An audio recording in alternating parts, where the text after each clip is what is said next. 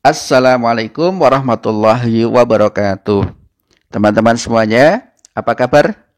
Semoga semuanya dalam keadaan sehat walafiat dan bahagia. Oke, untuk kesempatan kali ini saya akan menyampaikan materi untuk membantu belajar kalian. Materi yang akan saya sampaikan ini masih masuk dalam bab dinamika rotasi, yaitu tentang momen inersia. Silahkan simak baik-baik videonya. Kalau perlu silahkan dicatat dan jangan lupa disebarkan ke teman-teman yang lain agar lebih bermanfaat. Baik, langsung saja kita mulai. Momen inersia. Apa yang dimaksud dengan momen inersia? Anak-anak semuanya, kalau kita ingat kelas 10 kita pernah membahas tentang hukum Newton ya, terutama hukum 1 Newton. Di dalam gerak translasi ya, ukuran kemampuan benda untuk mempertahankan diri seperti kondisi semula itu ditentukan oleh massanya. Misalnya, benda yang diam semakin besar massa, maka dia akan lebih sulit untuk digerakkan. Tapi kalau massanya kecil, maka dia akan lebih mudah untuk digerakkan. Karena kalau massa besar itu ukuran untuk mempertahankan diri agar tetap diam itu lebih besar gitu. Begitu juga dengan benda yang sedang bergerak. Kalau massa benda itu besar dan benda itu sedang bergerak, maka akan lebih susah untuk menghentikannya. Karena kemampuan untuk mempertahankan diri seperti kondisi semula, yaitu bergerak, itu lebih besar. Itu dalam gerak translasi, gerak linier ya, atau gerak penggeser. Dalam gerak rotasi, ukuran kemampuan benda semacam itu ditentukan oleh momen inersianya. Jadi momen inersia itu merupakan ukuran kecenderungan suatu benda untuk mempertahankan keadaan putarnya, baik tetap diam ataupun tetap berputar. Semakin besar momen inersia benda, maka benda itu akan lebih susah untuk diputar. Tapi kalau dia sudah berputar, maka kalau momen inersianya besar, akan lebih susah untuk dihentikan. Seperti itu. Paham ya? Itu konsep tentang momen inersia. Momen inersia itu ada dua. Yang pertama adalah momen inersia partikel, ya. Partikel itu adalah benda yang dianggap sebagai sebuah titik. Oke, silahkan diperhatikan gambar ini. Ini misalnya ada sebuah partikel bermassa M. Kemudian partikel ini bergerak berputar ya dengan kecepatan linier misalkan V. Mengitari nih sumbu rotasi ini. Jarak massa terhadap sumbu rotasi itu adalah R. Maka momen inersia partikel itu dirumuskan I sama dengan M dikali R kuadrat. Ini rumusnya ya. Jadi hasil kali antara massa dengan jari-jari putarnya dikuadratkan. Maka nanti satuan dari momen inersia adalah apa? Kilogram. R itu satuannya meter, berarti meter kuadrat. Satuan dari momen inersia adalah kilogram meter kuadrat. Gitu ya. Kemudian, bagaimana kalau terdapat banyak partikel yang berotasi? Nah, untuk banyak partikel itu tinggal dijumlahkan saja. Jadi misalkan ada beberapa partikel, maka momen inersia totalnya ya dijumlahkan saja. I1 plus I2 plus I3 plus dan seterusnya. Tergantung berapa jumlah partikelnya. Ini kalau dituliskan lagi M1 dikali R1 kuadrat plus M2 dikali R2 kuadrat plus dan seterusnya. Atau secara umum I total itu sama dengan sigma M I RI kuadrat. I-nya adalah dari 1 sampai ke N. Ini ya. Ini jika terdapat beberapa partikel, maka momen inersianya adalah jumlah dari masing-masing momen inersia partikel itu. Sebagai contoh misalnya, nah perhatikan gambar ini, ya. Ini ada sumbu X, kemudian ada sumbu Y. Pada sumbu X itu ada partikel bermassa 2m dan 2m. Jaraknya terhadap sumbu Y adalah 3a dan a. Sedangkan pada sumbu Y ada massa, ada partikel bermassa m dan ini m.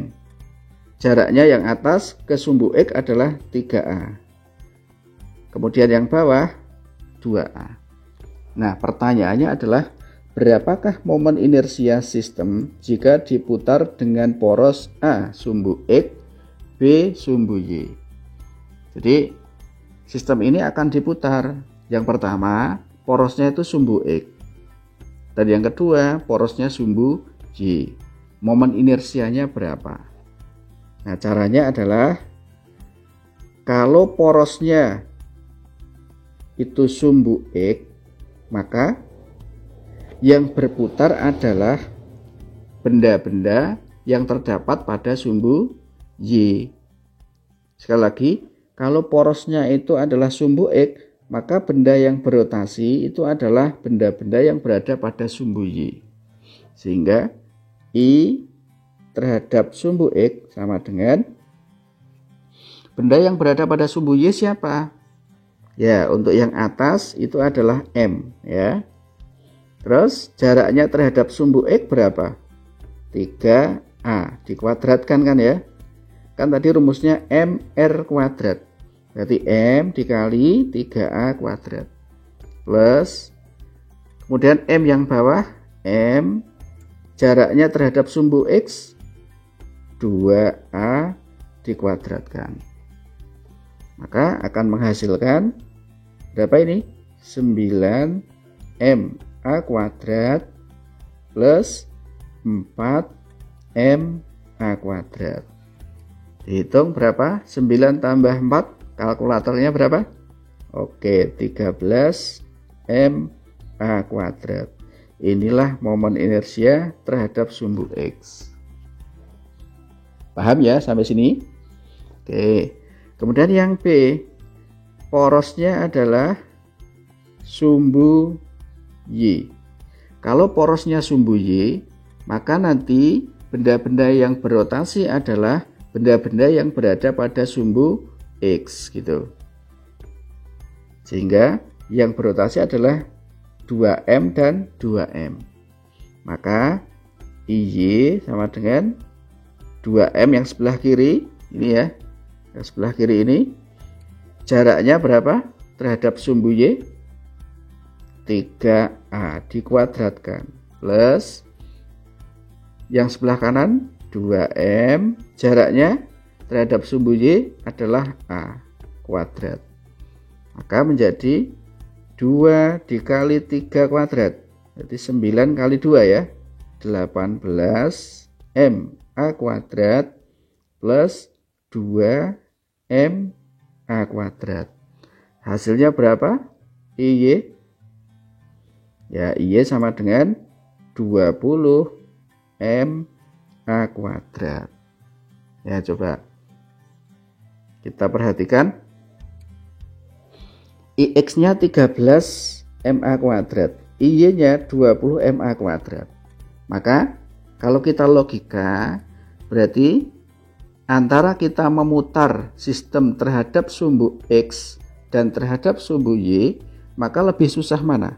Nah, lebih susah memutar sistem dengan poros sumbu Y, karena momen inersia terhadap sumbu Y-nya lebih besar. Seperti itu ya. Oke, bisa dipahami? Oke, kita lanjutkan ya. Kalau tadi kalian sudah belajar tentang momen inersia partikel, maka yang kedua adalah momen inersia benda tegar. Apa itu momen inersia benda tegar? Atau benda tegar itu apa? Benda tegar itu adalah benda yang tidak mengalami perubahan bentuk ketika benda itu bergerak.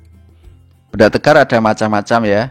Contohnya misalkan adalah batang silinder, kemudian silinder pejal, bola pejal, silinder berongga, bola berongga, dan lain-lain.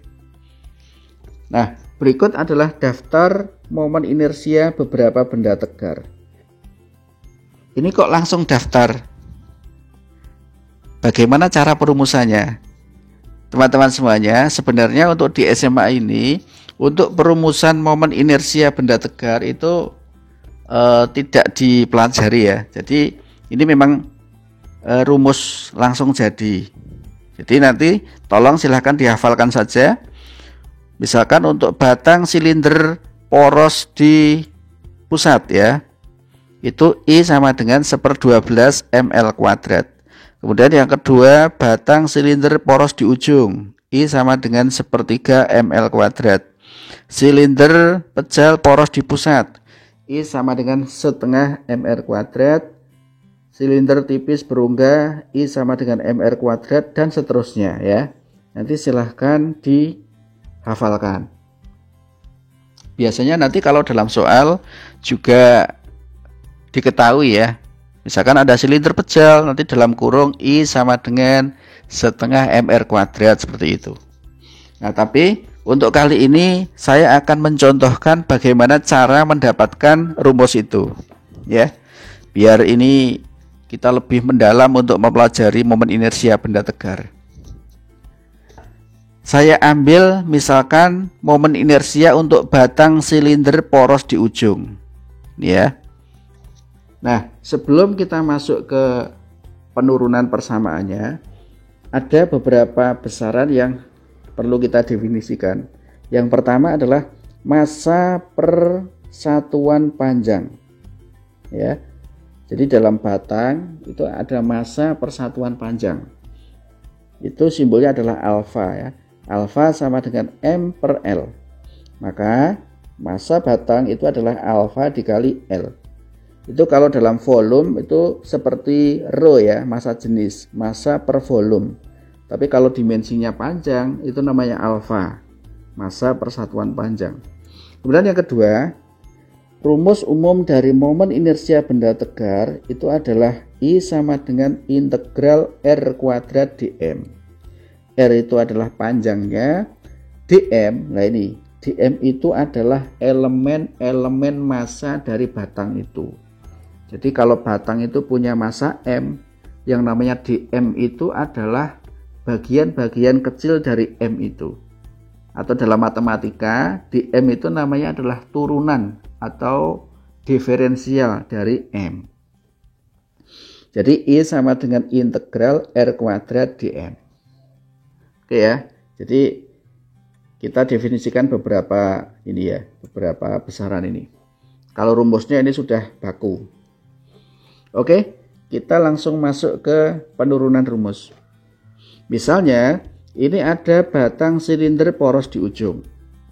Nanti akan kita putar dengan porosnya di salah satu ujung. Ini adalah porosnya. Nanti batangnya itu akan memutar seperti ini. Oke. Nah, karena porosnya di ujung, maka ujung yang sebagai poros ini koordinatnya adalah 0.